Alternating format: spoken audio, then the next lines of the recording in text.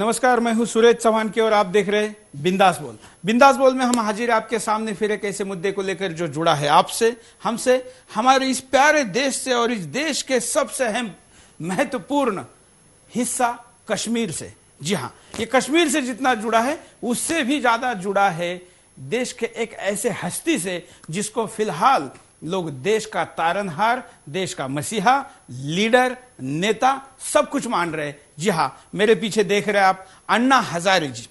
या अन्ना हजारे जी आज देश की आशा बने हुए हैं और इन अन्ना हजारे जी के साथ ही उनके एक टीम अन्ना के मेंबर जिनको कानून विशद कहा जाता है, कानून एक्सपर्ट कहा जाता है, इन्होंने एक गैर कानूनी काम किया है और वो काम है इस देश का कानून जिस कश्मीर को भारत का अविभाज्य अंग कहता है उसको भारत से तोड़ने की वकालत की है। वकील पैसे के लिए कोर्ट पे खड़ा रहकर किसी मसले पर कुछ बात करे तो समझ में भी आता है, लेकिन आप प्रेस कॉन्फ्रेंस करके देश के एक राज्य को हमसे तोड़ने की सलाह सरकार को दे रहे, उसको दबाव बनाने के लिए अपने वजन का इस्तेमाल कर रहे और बुद्धि भेद करने के लिए अपने बुद्धि का भी उपयोग कर रहे। हम पूछना चाहते हैं आज इस बिंदास बोल से अन्ना को भी कि क्या ऐसे व्यक्ति को आप अपने टीम में रखेंगे? सुदर्शन टीवी ने अन्ना हजारे की ईमानदारी पर शक नहीं उठाया, उनके आंदोलन को पहले दिन से लेकर समर्थन दिया। इस देश के किसी भी चैनल ने जन लोकपाल पर कोई कार्यक्रम जब नहीं किया था, उसके 3 महीने पहले हमने कार्यक्रम किया था और अब तक 9 कार्यक्रम हम अन्ना हजारे के जन लोकपाल पर कर चुके हैं। इसलिए यह कार्यक्रम अन्ना के खिलाफ नहीं, उनके साथ आसपास जुड़े गलत लोगों के ऊपर है। आपको याद होगा कि स्वामी अग्निवेश को भी हमने एक्सपोज किया था और अब टीम अन्ना का एक और घटक जो देशद्रोह की नहीं तो और क्या बात कर रहा है, यह हम आपको पूछ रहे हैं। आज के इस बिंदास बोल में आपको इसी विषय पर राय देनी है। हमारे साथ आज के इस बिंदास बोल में आतंकवाद इस विषय पर विशेष ध्यान रखने वाले और राष्ट्रीय सुरक्षा पर काम करने वाले वरिष्ठ पत्रकार मयंक जैन जी भी जुड़े रहेंगे। मयंक जी, आपका स्वागत है बिंदास में। नमस्कार। साथ ही आप ऑस्ट्रेलिया से लेकर यूके तक सैटेलाइट के द्वारा भारत में वीडियोकॉन DTH पर और www.sudarshan.tv.com पर पूरे दुनिया में, यहां तक कि अपने मोबाइल पर भी कई लोग इसको जो देखते हैं उन सबका मैं स्वागत करता हूं। हम पहले मुद्दे पर नजर डालेंगे और फिर आपके कॉल लेना शुरू करेंगे। स्क्रीन पर चल रहे नंबरों पर फोन करके आप अपनी बात को रख सकते हैं। हमेशा की तरह बेखौफ अंदाज में अपनी बात कहिए। बहुत बार जिनके लिए जय जयकार किया था उनके खिलाफ बोलने की बारी आती है तो मन संकोच करता है, लेकिन देश के सामने कोई भी रिश्ते नाते कुछ नहीं होते, देश सबसे पहले होता है। इसलिए कभी प्रशांत भूषण के साथ भी आपने नारा लगाया हो तो आज उनके खिलाफ आपको बोलना होगा, क्योंकि वो ऐसी चीज बोले हैं जिसका हम समर्थन नहीं कर सकते। पहले मुद्दा, प्रशांत भूषण अन्ना के साथ देश में भ्रष्टाचार के खिलाफ अलग जगा रहे थे। अन्ना भी बोलते थे प्रशांत भूषण टीम में कानूनविद के तौर पर हैं। अन्ना हजारे भूषण को टीम का अहम सदस्य मानते थे। लोग पूरी अन्ना टीम पर विश्वास करते हैं, मगर टीम अन्ना के सदस्य प्रशांत भूषण देश के खिलाफ बयानबाजी कर रहे हैं। प्रशांत भूषण कह रहे हैं देश को तोड़ देना चाहिए, कश्मीर को देश से अलग कर देना चाहिए, कश्मीर को अलग देश का दर्जा दे देना चाहिए। एक बार को प्रशांत भूषण के मुंह से ये बात सुनकर लोगों को सदमा सा लगा, मगर आज ये सच्चाई है। प्रशांत भूषण कह रहे हैं कश्मीर से सेना हटा ली जाए, कश्मीर के रूप में देश का एक और बंटवारा कर देना चाहिए, कश्मीर में जनमत संघर्ष कराओ, कश्मीर को अलग देश का दर्जा दे दो। मेरी राय ये है आर्मी को वहाँ से हटाना चाहिए, armed forces special powers act को खत्म करना चाहिए कि वहाँ पर प्लेबिसाइड कराकर अगर वो अलग होना चाहते हैं तो उनको अलग होने देना चाहिए। जी हाँ, यही सच है टीम अन्ना के प्रशांत भूषण का। तो क्या ऐसे सदस्यों को अन्ना अपनी टीम में रखे या फिर अन्ना ऐसे सदस्यों के बारे में स्थिति स्पष्ट करे जो लोग कभी देश को दूसरी आजादी दिलाने की बात करते थे, भ्रष्टाचार के खिलाफ जन जन में चेतना जगाते थे, आज वो देश का बंटवारा कराना चाहते हैं। क्या अब जनता ऐसे लोगों पर विश्वास कर सकती है? क्या प्रशांत भूषण को अपने ऊपर गर्व महसूस होने लगा है? क्या वो देश को तोड़ने के बारे में कुछ भी बयान दे सकते हैं? क्या भूषण अपने आप को देश का मसीहा समझने लगे हैं? यकीनन लगता तो ऐसा ही है, लेकिन क्या अब कोई देशवासी प्रशांत भूषण पर विश्वास कर पाएगा? क्या अन्ना टीम को ऐसे बयानों से धक्का नहीं लगा? क्या अन्ना टीम इससे कमजोर नहीं होगी? क्या भ्रष्टाचार की लड़ाई ऐसे बयानों से कमजोर नहीं होगी? सवाल ये उठता है कि प्रशांत भूषण ने ऐसा बयान क्यों दिया? क्या प्रशांत भूषण किसी देशद्रोही के दबाव में ऐसा कर रहे हैं? क्या इसमें प्रशांत भूषण का कोई राजनीतिक या आर्थिक स्वार्थ है? जो भी कुछ हो, लेकिन प्रशांत भूषण की ये सोच बहुत ही निंदनीय है। आखिर क्यों एक देश प्रेमी देशद्रोही हो गया? क्या अन्ना टीम का लक्ष्य बदलने लगा है? क्या अन्ना टीम के दूसरे सदस्य भी इस बात से सहमत हैं? अगर ऐसा नहीं है तो फिर अन्ना टीम में ऐसे देशद्रोही का क्या काम? क्या अन्ना अपनी टीम में ऐसे देशद्रोहियों को रखना चाहेंगे? हमारी संसद ने सर्वसम्मति से प्रस्ताव पारित किया। जम्मू कश्मीर को देश का अभिन्न अंग माना।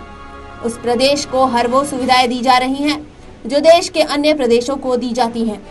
जम्मू कश्मीर की जनता भारत के साथ रहना चाहती है। ऐसे में एक देशद्रोही ही ऐसे बयान दे सकता है। क्या ये लोग एक और पाकिस्तान बनाना चाहते हैं? देश के पहले बंटवारे की त्रासदी हम अब तक झेल रहे हैं। क्या एक और पाकिस्तान बनाना हमारे पक्ष में होगा? क्या ऐसे लोग भारत में रहना नहीं चाहते? गांधी जी ने भी अलग पाकिस्तान की अनुमति देकर एक बड़ी गलती की थी। क्या अन्ना भी अपने सिपाहीसालारों के कहने पर ऐसी गलती दोहराना चाहेंगे, या फिर प्रशांत भूषण जैसे लोगों को अपने से अलग करेंगे? यही है आज हमारा मुद्दा। आप भी दे सकते हैं अपनी बेखौफ राय।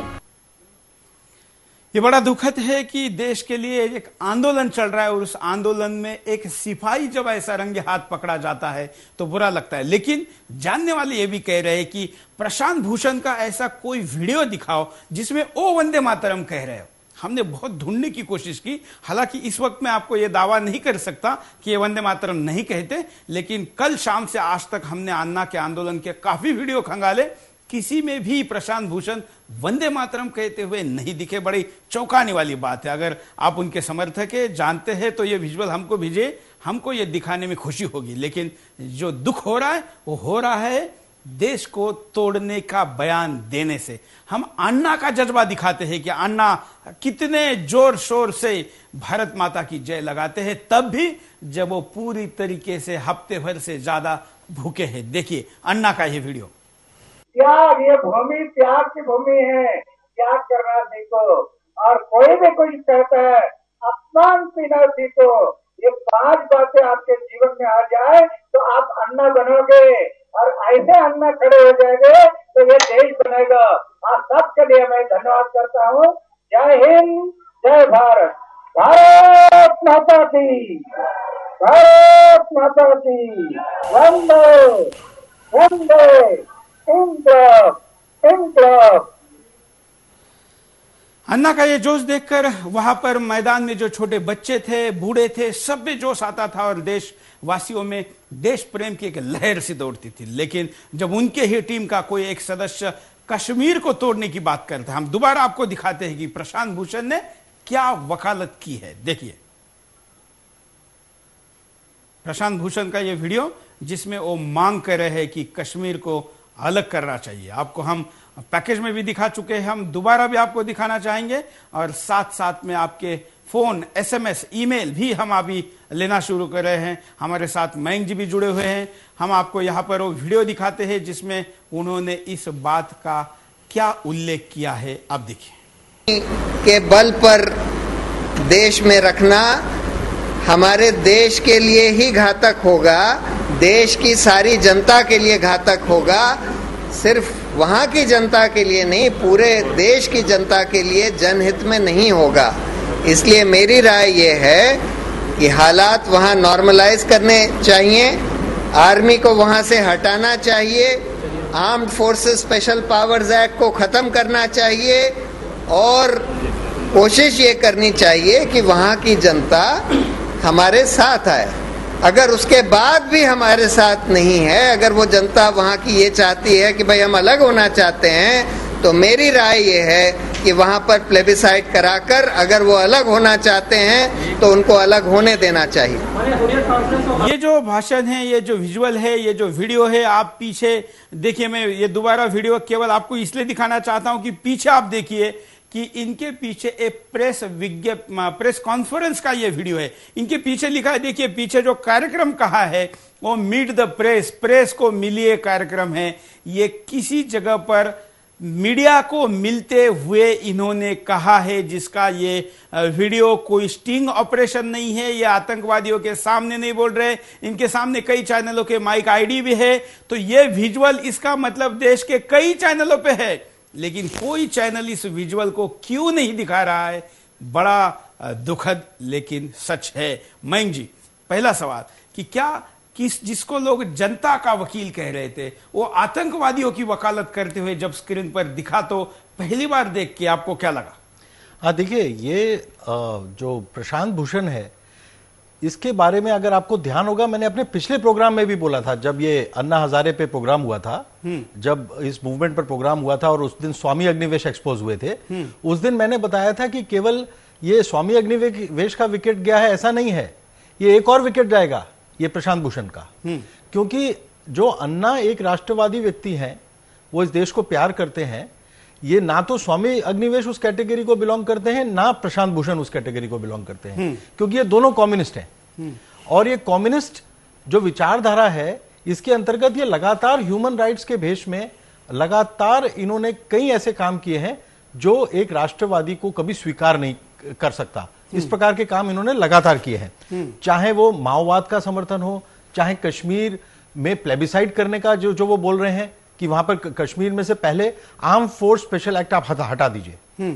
आर्म फोर्स स्पेशल एक्ट कहां लगता है?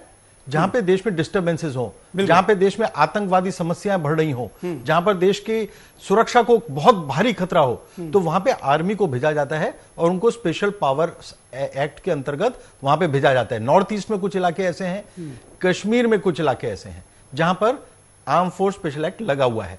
अब ये कम्युनिस्ट कई सालों से इसके पीछे पड़े हुए हैं, उसकी अध्यक्षता इस मूवमेंट की ये कर रहे हैं प्रशांत भूषण, जो चाहते हैं आर्मी को हटा दिया जाए। हम आपसे जानना चाहेंगे, बहुत डिटेल में आपके पास बहुत जानकारी है इस विषय में, क्योंकि आपने पिछले साल जब पिछले कार्यक्रम में जब बात की थी तो हमारे एक दर्शक ने उस पर नाराजगी जताई थी, और आपका ये जो वीडियो इंटरनेट पे भी सुदर्शन के साइट पे है, वहां पर भी कुछ लोगों ने आपको चैलेंज किया था, तो आपने शायद उनको जो जवाब दिया उसका जवाब वो नहीं दे पाए थे। हम आपके पास दोबारा आएंगे। बिंदास के पहले कॉलर को लेते हैं कि वो क्या कहना चाहते हैं।